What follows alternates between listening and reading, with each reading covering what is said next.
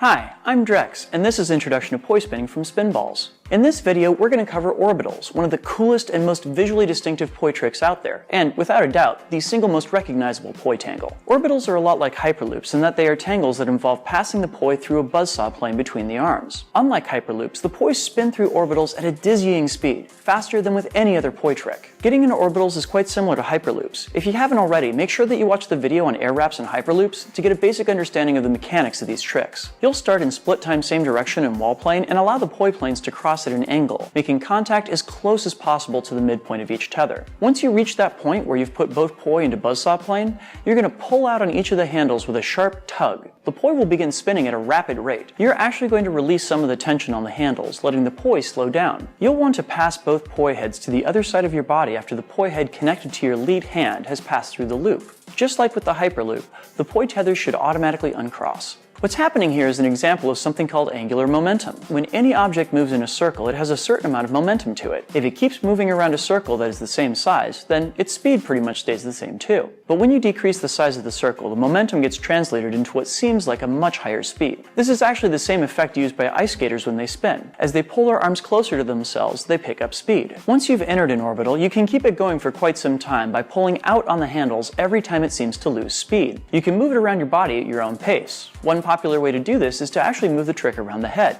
Hence the name of the trick. You can get it to orbit around your body. So clearly, there's a lot going on here, and there are more than a few places where something can go wrong.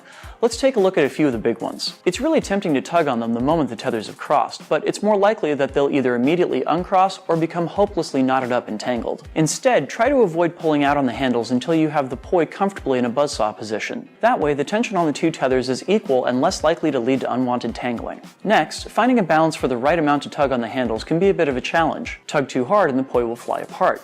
Tug too lightly, and the orbital will never even get started. I tend to find that only pulling the handles until I feel resistance is the way to go. This also applies to any time you pull out on the handles to keep the move going. Finally, finding the exit can be confusing given that the two poi heads look incredibly similar. One helpful trick I've found is to put the different poi heads on different color settings, so they're easy to tell apart. The one connected to my right hand is red, so I know as I go through an orbital and slow down to exit that I need to get both poi over to the right side of my body when the red poi passes between my arms. It should also be said that even to this day when I'm performing, I try and make sure that the side of the orbital that I'm meant to exit on is always on the side of my body that's faced away from the audience.